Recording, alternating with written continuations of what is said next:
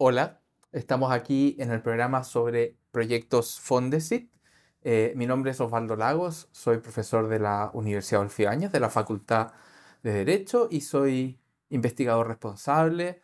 Estoy junto a mi co-investigador, el profesor Gonzalo Islas, que es decano de la Facultad de Ingeniería Y negocios. y Negocios de la Universidad de las Américas.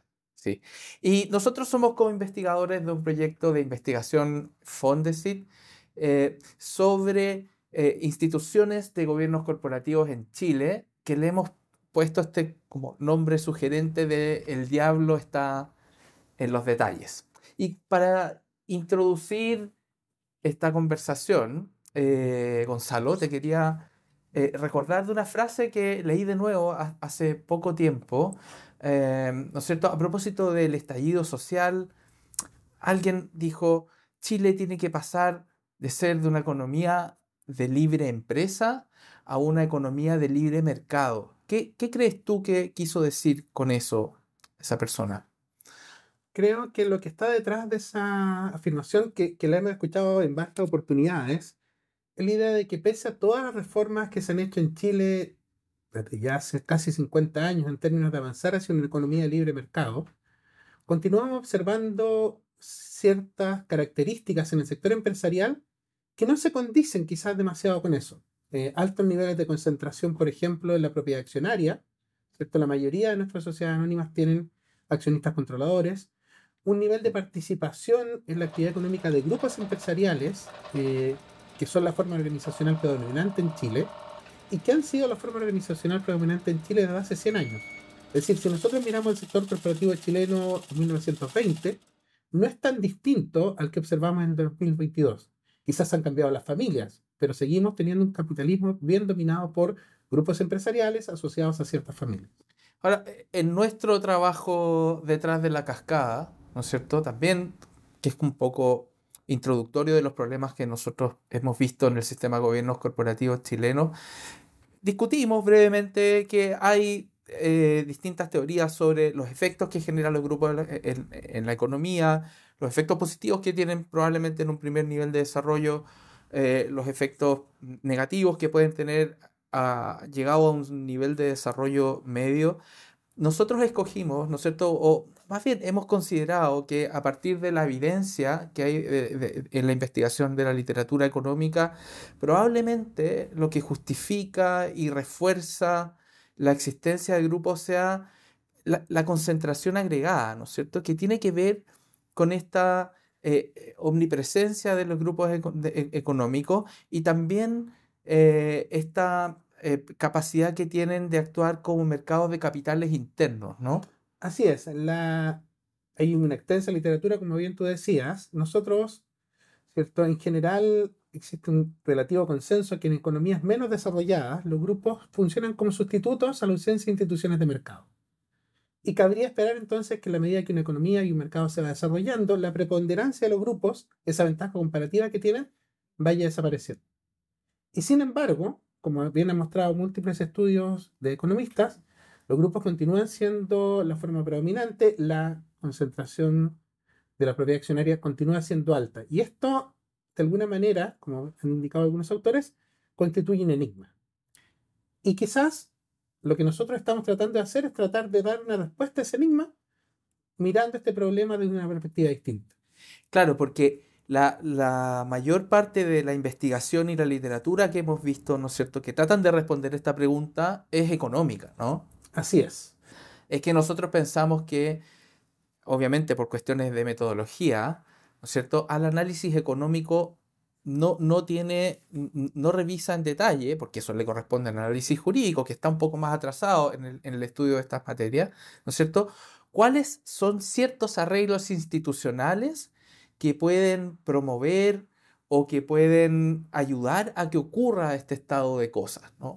Entonces, efectivamente, Osvaldo, lo que nosotros hacemos en este proyecto es mirar en forma específica tres arreglos institucionales que consideramos que son muy importantes y que hasta ahora han sido ignorados en el análisis económico, que son los pactos de accionistas, las operaciones entre partes relacionadas y la forma de cumplimiento de las normas de gobierno corporativo. Perfecto. este proyecto ya tiene un año y por lo tanto ya hemos podido avanzar en alguna de nuestras tareas, ¿cierto? La primera de ellas fue el análisis sobre pactos de accionistas.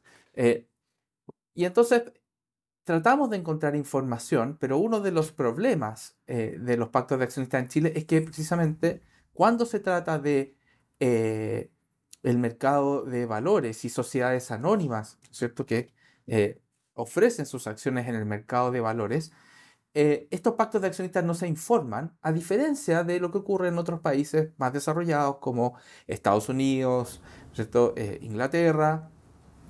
Y también hay otros países de tradición continental, como Italia o como Brasil, donde estos pactos sí se informan.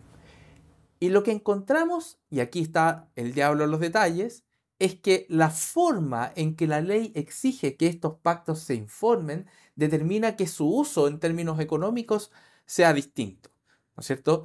En Italia, la regulación determinó que, luego de su entrada en vigencia, que el uso de los pactos de accionistas como una estructura que amplía, ¿no es cierto?, el poder de control, fuera un uso eficiente, en el sentido de que permitía generar a las empresas compromisos de largo plazo.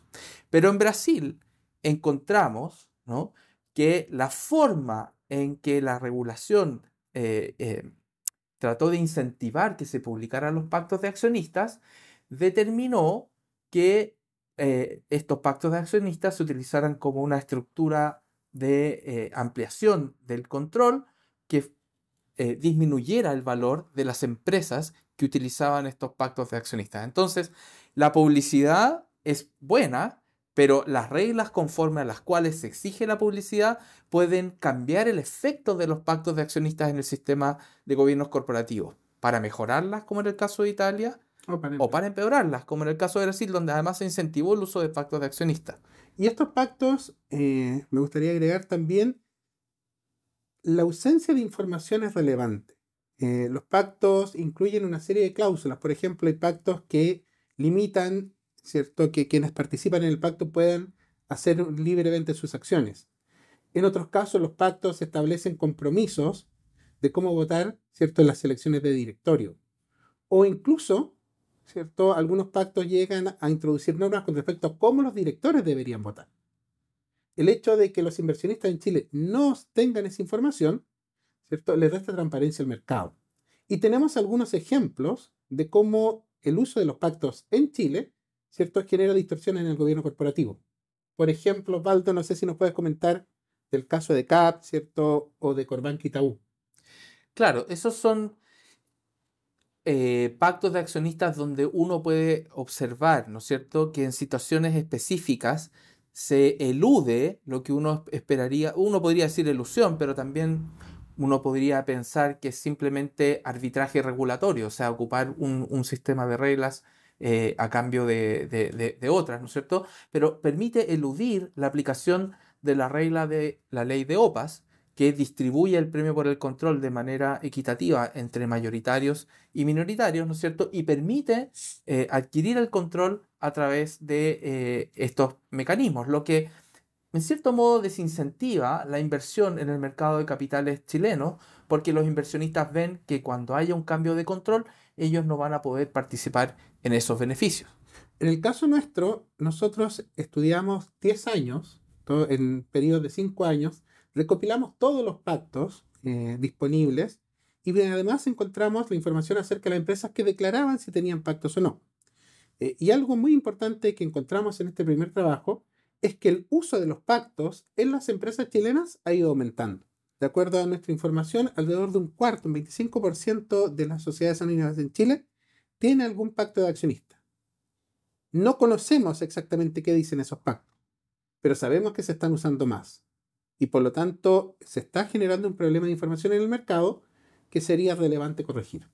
Una tesis de por qué se están utilizando más es que hubo un cambio regulatorio en el año 2009 que nos acercó un poquito más al caso de Brasil, Gonzalo, ¿no? O sea, nos acercó a la oponibilidad del pacto de accionistas a terceros. Hay una regla de oponibilidad que quedó de forma poco imprecisa en la ley que podría haber generado incentivos para que los controladores tomaran el control o afianzaran, ¿no es cierto? Se atrincheraran en el control a través del uso de pactos de accionistas, ¿no? Y esto es común en empresas familiares o en grupos económicos familiares que abundan en Chile. Nosotros conocemos que son famosas las familias de empresarios en Chile, qué sé yo, Luxich, Mate, Angelini, etcétera. Y lo que hemos observado, ¿no es cierto?, es que aguas arriba hay un montón de sociedades dispersas que controlan y que seguramente tienen pacto de accionistas, pero donde la información escasea. La primera institución que nosotros estudiamos en nuestro proyecto fueron los pactos de accionistas. Claro, los pactos de accionistas son contratos y son una forma de sumar acciones y que permiten gobernar a una persona o una sociedad, aunque por sí sola no tenga, ¿no es cierto?, acciones suficientes para controlar la sociedad. Y esto es lo que se llama como una estructura ampliadora, podríamos decir una estructura de control minoritario, Así es. pero no palanca, ¿no? Por lo tanto, podríamos decir que es una estructura que amplía el control en cierto modo. Y bueno, los pactos son muy utilizados en Chile porque, como ustedes saben, en Chile muchos de los grandes grupos son empresas familiares y estas familias están compuestas por personas, ¿no es cierto?, que para mantener el control de las compañías cuando van pasando las generaciones, tienen estas sociedades con pactos de accionistas. Tratamos de ver cuál es el efecto de los pactos de accionistas, pero el problema es que en Chile hay muy poca información sobre pactos de accionistas, ¿no?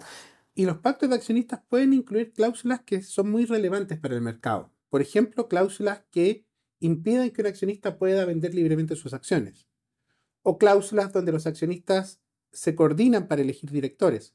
O incluso cláusulas donde los accionistas le transmiten a los directores que eligieron instrucciones de cómo votar. Esa información, sin duda relevante y que permitiría un mejor funcionamiento del mercado, en Chile no siempre está disponible. Claro, Y eso porque nosotros creemos que es un problema. es un problema, porque el efecto es como crear un directorio fuera del directorio, ¿no? A través del cual se dirige la compañía. Bueno, y en este proyecto nosotros tomamos una serie de aspectos. Obviamente revisamos, ¿cierto?, los distintos usos positivos y negativos que pueden tener los pactos. Analizamos también la forma en que los pactos se informan en otros países. ¿Qué nos puedes contar de eso, Juan? Claro, miramos cómo se informan los pactos en otros países. Vimos las economías desarrolladas como Estados Unidos o Gran Bretaña, donde el pacto se tiene que informar completo. Pero en la mayoría de los países los pactos no se informan completo. Entonces, vimos países un poco más parecidos a Chile, de derecho continental, como Brasil o como Italia, donde hay reglas, que esto es más bien excepcional en el mundo, que obligan a informar los pactos. Obligan o incentivan a la información de pactos. Y vimos qué es lo que había ocurrido con el sistema de gobiernos corporativos después de que habían entrado en vigencia estas reglas. Y lo que descubrimos es que, y aquí el diablo los detalles de nuevo, ¿no es cierto?, en Italia, la forma en que se construyeron estas reglas de información de los pactos determinó que los pactos fueran mejor usados. O sea, fueran usados para darle estabilidad a un negocio de largo plazo, pero no necesariamente para controlar la compañía, ¿no es cierto?, y apropiarse el control. En cambio, en Brasil, donde la regla incentiva la publicidad del pacto a través de oponibilidad, como ocurrió en Chile desde el año 2009, los pactos se empezaron a utilizar como una estructura de control minoritario que reemplazó a otras estructuras de control minoritario que habían sido prohibidas por la nueva regulación brasilera, y tenemos evidencia, ¿no es cierto?, de que hay sospechas sobre el mal uso de los pactos porque las empresas que utilizan el pacto, ¿no es cierto?, utilizan estos pactos de accionistas, tienen menor valoración en el mercado. Así es. Nosotros en el caso chileno revisamos el uso de pactos de accionistas en sociedades anónimas en los últimos 10 años. Tomamos datos del año 2008, 2013 y 2018 y lo que encontramos es que la frecuencia de uso ha ido en aumento. De acuerdo a nuestra información, alrededor de un cuarto, un 25% de las sociedades anónimas en Chile tiene algún pacto de accionistas. Claro, porque el pacto puede determinar, como hemos dicho, ciertos compromisos en la administración del negocio. Y el problema, además de los pactos de accionistas, es que pueden servir también para eludir regulación que está creada para proteger a los inversionistas, ¿no? A las AFP o a los accionistas pequeños, ¿no? Por ejemplo, en el caso de la ley de OPA, ¿no es cierto? Conocemos dos casos donde en vez de haber tomado el control de la sociedad a través de una OPA que hubiese permitido, ¿no es cierto?, que los accionistas minoritarios hubiesen recibido parte del premio por el control, hubiesen podido vender sus acciones a un precio alto, esta toma de control se produjo en gran medida a través de la celebración de pactos de accionistas, ¿no es cierto?, como ocurrió en el caso de CAP, Mitsubishi, y como también nosotros vemos que ocurrió a propósito de la fusión de Corbanca e Itaú. Y eso, obviamente, bueno, vuelve a la pregunta inicial. Lo que tenemos, ¿cierto?, es una norma que facilita la libre empresa, pero que no necesariamente favorece el libre mercado. Y nosotros en nuestro trabajo proponemos ciertas medidas asociadas a mejorar la información sobre los pactos. Hay una segunda línea de trabajo en la cual se concentra nuestro proyecto, que son las operaciones entre partes relacionadas. Y ahí, en forma previa, ¿cierto?, a la presentación del proyecto, trabajamos en un tema poco conocido, pero me parece muy interesante, que es la política de habitualidad. ¿Qué nos puedes contar de eso? Claro, cuando apareció la regulación más detallada de operaciones entre partes relacionadas, que son las transferencias que se pueden hacer entre sociedades que tienen vínculos, ¿no es cierto? Y en la regulación se puso sin muchos límites, ¿no? Sin ningún límite, diría yo, la política de habitualidad. Nosotros pensamos aquí hay un vacío, ¿no? Por aquí van a haber operaciones que van a resultar peligrosas. Y a poco andar tuvo lugar el caso Cascadas, ¿no? Y en el caso Cascadas, ¿no es cierto?, una de las cosas que específicamente se hicieron para poder llevar a cabo estas operaciones ilícitas en perjuicio de nuevo de los minoritarios fue precisamente ampliar la política de habitualidad para incluir en la política de habitualidad la compra y venta de empresas, de acciones de las sociedades del grupo. Sí. Y bueno, lo que hicimos nosotros en este estudio fue revisar las distintas políticas de habitualidad de las sociedades anónimas chilenas, y lo que encontramos es que en la práctica el diseño de las políticas de habitualidad es tal que la gran mayoría de las transacciones entre empresas relacionadas pueden ser consideradas habituales y por lo tanto no entran al sistema de control que establece la ley.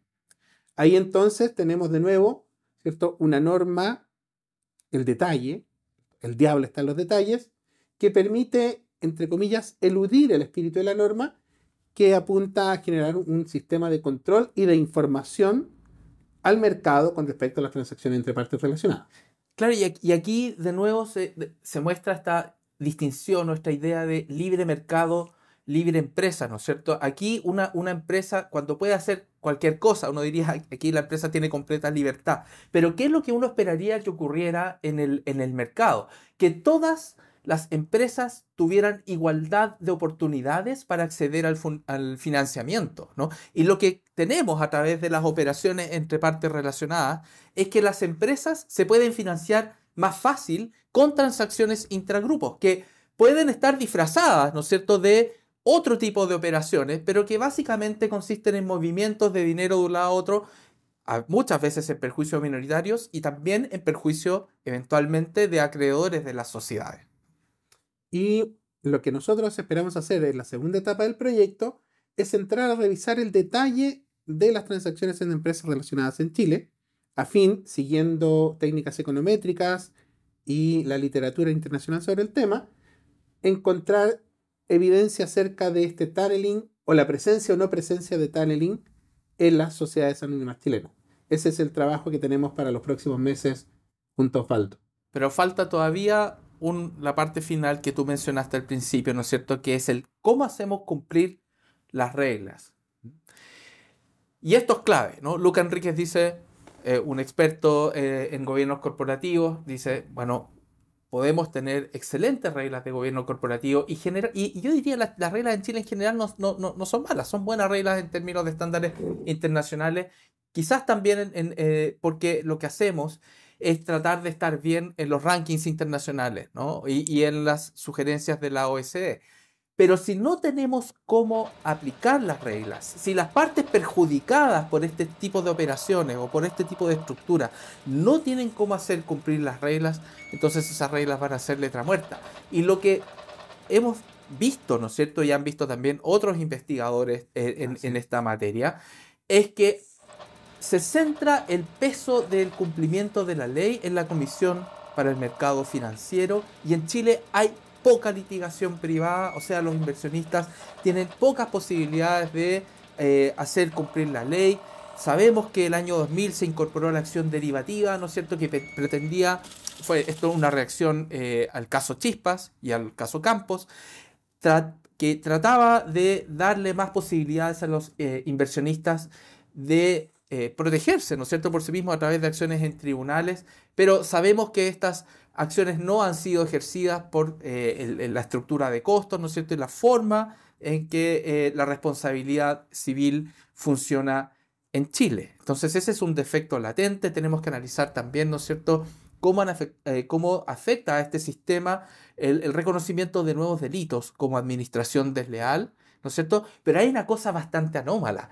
Es raro que se pueda ir directamente, ¿no es cierto?, a las acciones penales, que uno esperaría que fueran última ratio, y no litigación en materia civil, que característicamente, ¿no es cierto?, la forma que tienen de protegerse los accionistas en otras partes es por medio de acciones de responsabilidad civil o por medio de acciones de impugnación de acuerdos sociales. No tenemos una regulación de impugnación de acuerdos sociales en Chile, y las acciones de responsabilidad civil en Chile, la verdad es que funcionan bastante poco por ahora. Bueno, y eso de alguna manera cierra los tres grandes temas que incluye nuestro proyecto, que me atrevería a decir tiene un doble objetivo. Por un lado, nosotros buscamos entender mejor el sistema de gobiernos corporativos en Chile, un tema que, como mencionó Osvaldo al inicio, tiene una larga historia de estudio. Incluso el propio expresidente Ricardo Lagos escribió sobre el gobierno corporativo en su tesis doctoral en los años 60. Hasta el día de hoy seguimos discutiendo. Nosotros sentimos que hay ciertos vacíos en la literatura que nuestro proyecto intenta cubrir, pero al mismo tiempo creemos que este proyecto puede generar una contribución importante también en el ámbito normativo. Cada uno de nuestros trabajos siempre cierra no solo con nuestras conclusiones, lo que encontramos en el estudio, sino que también intentamos proponer algunas ideas de reformas normativas, especialmente, ¿cierto?, en el ámbito legislativo o a las normas de la Comisión de Mercado Financiero, que creemos, ¿cierto?, pueden contribuir en este objetivo inicial de avanzar desde esta economía de libre empresa a una economía de libre mercado. Eso es. Bueno, esperamos que este tema les interese tanto a ustedes como a nosotros. Si ustedes han podido ver, hay un trasfondo político en esto, ¿no es cierto? Esto está muy conectado al tema de financiamiento de campañas, ¿no es cierto? El financiamiento de campañas en cierta manera influye por qué tenemos la regulación que tenemos.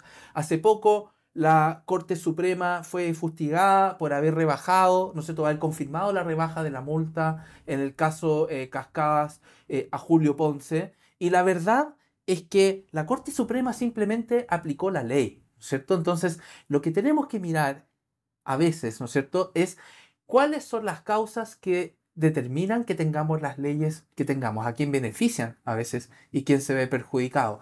Y hay un problema, ¿no es cierto?, que uno podría decir que cuando esto beneficia a mucha gente, pero la beneficia poco, y en cambio podría una reforma legal perjudicar, entre comillas, a poca gente, pero que tiene mucha capacidad de coordinación y tiene poder, ¿no es cierto?, es esperable que estos cambios legislativos no se produzcan, salvo que haya conciencia en la ciudadanía de la importancia que tiene estos temas, por ejemplo, para efectos de los ahorros en materia de pensiones. A veces nos parece ajeno, pero finalmente un mejor gobierno corporativo implica un mayor valor para las empresas, y un mayor valor para las empresas implica que nuestros ahorros, que en el caso de Chile, ¿cierto?, tenemos más de 10 millones de personas con ahorros previsionales, suben de valor. Esperamos contribuir en que este sistema de gobiernos corporativos mejore algo a partir, y ser uno de los actores más, hay muchos, ¿no es cierto?, para que nuestro sistema de gobiernos corporativos mejore. Muchas gracias por escucharnos y espero que haya sido de su interés. Muchas gracias.